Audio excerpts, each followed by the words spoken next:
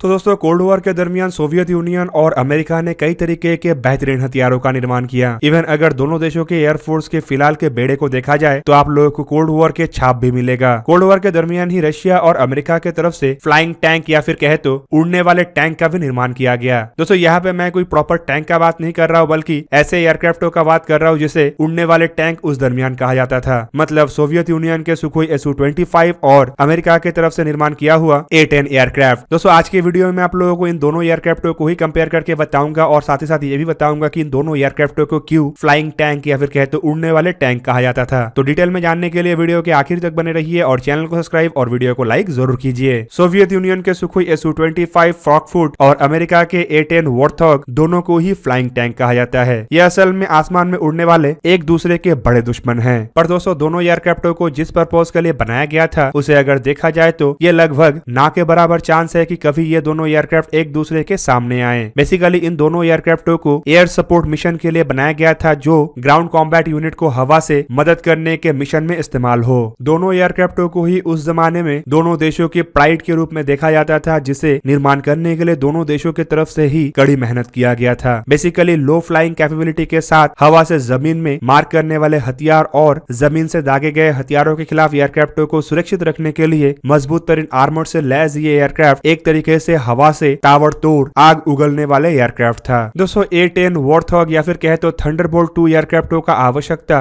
Vietnam के लड़ाई के बाद से ही अमेरिका को महसूस होने लगा। बेसिकली वियतनाम के लड़ाई के बाद अमेरिका को एक ऐसा स्पेशलाइज्ड एयरक्राफ्ट का आवश्यकता था जो जमीनी ठिकानों को बारीकी से ध्वस्त भी कर सके और साथ ही साथ ग्राउंड ट्रूप्स के एडवांसमेंट में एयर सपोर्ट भी दे सके। उस दरमियान अगर देखा जाए तो अमेरिका के पास 3 ऑप्शन था, F-4 फैंटम, F-111 और A-1 स्काई राइडर। बट ये जो एयरक्राफ्ट था ये सही तरीके से मॉडर्न जमाने के आवश्यकताओं को पूरा करने में समर्थ नहीं था और इसी कारण 1972 से अमेरिका के द्वारा F-4 फैंटम और F-111 जैसे एयरक्राफ्टों के ड्रॉबैक्स को ही या फिर कहे तो कमजोरियों को उभारते हुए A-10 थंडरबोल्ट 2 का डेवलपमेंट किया गया। जबकि दूसरी तरफ देखा जाए तो रशिया के सुखोई 25 के भी डेवलपमेंट का पीरियड वही समय है। सुखोई 25 को भी एक तरीके से A-10 थंडरबोल्ट 2 एयरक्राफ्ट के ही सेम क्लास के एयरक्राफ्ट के रूप में देखा जा सकता है। इवन एयरक्राफ्टों के कैपेबिलिटी के मामले में भी दोनों में ज्यादा कोई अंतर नहीं है। अमेरिका के A-10 एयरक्राफ्टों को देख के सोवियत यूनियन को भी ऐसा ही एक लो फ्लाइंग कैपेबिलिटी वाले हाई सर्वाइवलिटी रेट के ग्राउंड अटैक एयरक्राफ्ट का आवश्यकता महसूस हुआ। सुखोई 25 से पहले सोवियत यूनियन के पास सुखोई 17, सुखोई 22, MiG-23 BN और MiG-27 जैसे एयरक्राफ्ट था। पर ये सभी एयरक्राफ्ट सिंगल इंजन से लैस है और एयरक्राफ्टों के आर्मर भी इतना ताकतवर नहीं है कि ये जमीनी हमलों को झेल सके। अफगानिस्तान के मिशन के दरमियान सोवियत यूनियन को यह पता चल गया था कि उसे एक ऐसे एयरक्राफ्ट का आवश्यकता है जो 2 इंजन से लैस हो, ताकि एक इंजन के खराबी के दरमियान पायलट सेफली वापस आ सके। साथ ही साथ एयरक्राफ्ट के आर्मर भी इतने मजबूत हो कि जमीन से फायर किए गए गन के शेल से भी ये अपने आप को प्रोटेक्ट कर सके। दोस्तों सुखोई 25 फ्रॉकफुट और A-10 थंडरबोल्ट 2 एयरक्राफ्टों को अगर देखा जाए तो डिजाइन के बेस पे सुखोई 25 फ्रॉकफुट अधिक एडवांस है। ऊपर से अगर वजन को भी कंपेयर किया जाए तो सुखोई 25 के जहां पे वजन 19.3 टन है तो वहीं पे A-10 थंडरबोल्ट 2 के वजन 27.7 टन है। कॉकपिट के प्रोटेक्शन को भी देखा जाए तो यहाँ पे A-10 थंडरबोल्ट 2 अधिक प्रोटेक्टिव है। सुखोई 25 में जहाँ पे कॉकपिट के प्रोटेक्शन के लिए 10 से 25 मिलीमीटर के थिकनेस वाले आर्मर का इस्तेमाल किया गया है तो वहीं पे A-10 थंडरबोल्ट 2 में टाइटेनियम आर्मर का इस्तेमाल किया गया है, जो वजन में हल्का और करीब करीब 0.5 टन है, लेकिन थिकनेस इसका करीबन 4 सेंटीमीटर के आसपास है। दोनों एयरक्राफ्टों के अगर बड़े डिफरेंसेस को देखा जाए तो इनमें इंजनों के डिफरेंसेस को काफी बड़े रूप में देखा जाता है। इवन दोनों एयरक्राफ्टों के इंजन के प्लेसमेंट भी काफी अलग है और इस वजह से A-10 थंडरबोल्ट जहाँ पे एक अलग दिखने वाला एयरक्राफ्ट है तो वहीं पे सुखोई 25 एक ऑर्डिनरी ट्रेनर एयरक्राफ्टों के जैसा दिखता है। पर दोस्तों अगर इंजनों के पावर को देखा जाए तो A-10 थंडरबोल्ट में जहाँ पे FT-34 इंजनों का इस्तेमाल हुआ है तो वहीं पे सुखोई 25 में R-95 इंजनों का इस्तेमाल हुआ है, जबकि FT-35 इंजन असल में R-95 इंजनों के तुलना में अधिक पावरफुल है। पर सुखोई 25 के जो इंजन है वो फ्यूसलाज के अंदर प्लेस्ड है, जिस वजह से ये अधिक प्रोटेक्टिव है। इवन सुखोई 25 के इंजन को टाइटेनियम के आर्मर के द्वारा प्रोटेक्ट किया गया है। A-10 एयरक्राफ्ट के इंजन इसके तुलना में अधिक विजिबल है और ये काफी आसानी से ग्राउंड फायर से क्षतिग्रस्त हो सकता है। जबकि इंजनों में इस्तेमाल होने वाले फ्यूल को अगर देखा जाए तो सुखोई 25 में इस्तेमाल होने वाले R-95 engine multi fuelled engine है, जबकि A-10 में इस्तेमाल होने वाले TF-34 इंजन सिर्फ जेट फ्यूल से ऑपरेट होता है। दोस्तों दोनों एयरक्राफ्टों में इस्तेमाल होने वाले हथियारों को काफी खतरनाक हथियार के रूप में देखा जाता है, क्योंकि इसमें ऐसे ऐसे हथियार है जो जमीन में आगे बढ़ने वाले ट्रूप्स के काल के रूप में बरस सकता है। A-10 थंडरबोल्ट 2 एयरक्राफ्ट के अगर प्राइम हथियार को देखा जाए तो ये है 30 मिलीमीटर के GAU-8 Avenger hydraulically driven 7 barrel वाला गैटलिंग स्टाइल ऑटो कैनन, जिसमें 30 मिलीमीटर के 1174 एमुनेशन रहता है। और दोस्तों आपके जानकारी के लिए बता दूं कि ये जो एमुनेशन है ये uranium proof armoured piercing ammunition है, जो कि आसानी से टैंक के स्टील आर्मर को भेद के टैंक को अंदर से भी तबाह कर सकता है। जबकि कैनन का और एक खास बात है इसके रेट ऑफ फायर, पर्टिकुलरली ये 4000 राउंड पर मिनट के दर से फायर करता है, जिसे 1 सेकंड भी फायर करने का मतलब है जमीन में तबाही। दूसरी तरफ सुखोई Su-25 में सोवियत यूनियन के द्वारा 30 मिलीमीटर के डबल बैरल कैनन का इस्तेमाल किया गया है, पर सुखोई 25 के असल हथियार ये कैनन नहीं बल्कि इसके 11 हार्ड पॉइंट में लगाए जा सकने वाले 4 टन के पेलोड है। सुखोई 25 के मेन जमीन में हमला करने वाला हथियार है इसके रॉकेट, बॉम्ब्स और KH-23, KH-25, KH-29 जैसे एयर टू सरफेस मिसाइल, जबकि सुखोई 25 SM में R-73 जैसे एयर टू एयर मिसाइलों को भी एकोमोडेट किया गया है। दूसरी तरफ A-10 थंडरबोल्ट 2 में भी करीबन 11 हार्ड पॉइंट है। और दोस्तों आपको जान के हैरानी होगा कि इस हार्ड पॉइंट के सहारे A-10 थंडरबोल्ट 2 करीबन 7.2 टन के हथियारों को कैरी कर सकता है, जो एक तरीके से सुखोई 25 के सामने एक बहुत बड़ा एडवांटेज है। दूसरी तरफ इन हार्ड पॉइंटों के सहारे A-10 thunderbolt 2 conventional bomb, cluster bomb, AGM-65 air to ground missile, M9 sidewinder जैसे एयर टू एयर मिसाइल और LAU-150 लॉन्चर्स को कैरी कर सकता है, जो पेलॉन्स के सहारे एक से अधिक मिसाइलों को कैरी कर सकता है। पर दोस्तों इससे भी बड़ा बात है दोनों एयरक्राफ्टों के कॉम्बैट एक्सपीरियंस। आपके जानकारी के लिए बता दूं कि सोवियत यूनियन की तरफ से निर्माण किया हुआ सुखोई 25 हो या फिर अमेरिका के A-10 थंडरबोल्ट 2 एयरक्राफ्ट हो, दोनों ही कई तरीके के लड़ाइयों में हिस्सा ले चुका है और दोनों के ही लड़ाई के एक्सपीरियंस काफी बेहतर है। पर दोनों एयरक्राफ्ट कभी भी एक दूसरे के सामने नहीं आया। इवन माना जाता है कि ऐसे ग्राउंड अटैक एयरक्राफ्ट शायद ही कभी एक दूसरे के सामने आए। और आखिर में कंक्लूजन के रूप में अगर देखा जाए तो दोनों एयरक्राफ्टों में अलग अलग तरीके के एडवांटेज है और कुछ मामलों में जहाँ पे सुखोई 25 आगे है तो वहीं पे कुछ मामलों में A-10 थंडरबोल्ट 2 सुखोई 25 से काफी आगे है। A-10 थंडरबोल्ट 2 के सबसे स्ट्रॉन्ग एडवांटेज है इसके ऑटोमेटिक कैनन, जो तेज रफ्तार से और काफी खतरनाक एमुनेशंस को दाग सकता है। सुखोई 25 के एडवांटेज है इसमें इस्तेमाल होने वाले प्रिसिजन गाइडेड रॉकेट और लेजर गाइडेड बॉम्ब, जबकि सुखोई 25 के दूसरा बड़ा एडवांटेज है इसके रफ्तार और इसके मैन्यूवरेबिलिटी का क्षमता, जो कि A-10 थंडरबोल्ट 2 जैसे एयरक्राफ्टों में नहीं है। A-10 थंडरबोल्ट 2 काफी लो फ्लाइंग तो कर सकता है, लेकिन इसके मैन्यूवरिंग कैपेबिलिटी काफी कम होने के वजह से किसी भी फाइटर एयरक्राफ्टों के सामने इन एयरक्राफ्टों का लंबा समय तक टिकाना लगभग नामुमकिन है। पर सुखोई 25 ग्राउंड अटैक भी कर सकता है और आवश्यकता पड़ने पे अपने मैन्यूवरेबलिंग कैपेबिलिटी के साथ अपने आप को बचा भी सकता है। अफगानिस्तान की लड़ाई के बाद रशिया की तरफ से सुखोई 25 एयरक्राफ्टों को कई बार इस्तेमाल किया जा चुका है और हाल ही में रशिया ने इसे जॉर्जिया और सीरिया जैसे क्षेत्र में भी इस्तेमाल किया है। जबकि A-10 थंडरबोल्ट 2 एयरक्राफ्टों को अगर देखा जाए तो अमेरिका इसे अफगानिस्तान में भी इस्तेमाल कर चुका है और अपने अन्य लड़ाई क्षेत्र में भी इस्तेमाल कर चुका है, जिनमें कई बार इन एयरक्राफ्टों ने टैंकों को तबाह करने के साथ साथ बख्तरबंद गाड़ी और फोर्टिफाइड बंकर्स को भी तबाह कर चुका है। पर दोस्तों अगर फिलहाल दोनों एयरक्राफ्टों के सिचुएशन को देखा जाए तो एक तरफ जहां पे अमेरिका साल 2022 से A-10 थंडरबोल्ट 2 एयरक्राफ्टों को रिप्लेस करने का तैयारी कर रहा है, तो वहीं पे अमेरिका के विपरीत रशिया अभी भी सुखोई 25 एयरक्राफ्टों को अपग्रेड करके लंबे समय तक इस्तेमाल करने का तैयारी कर रहा है। तो दोस्तों ये था आज का वीडियो। अगर आपको वीडियो अच्छा लगा तो लाइक कीजिए और मेरे चैनल को सब्सक्राइब कीजिए और साथ में बना हुआ बेल आइकन को भी प्रेस कर दीजिए ताकि आप मेरा वीडियो देख पाए सबसे पहले। जय हिंद।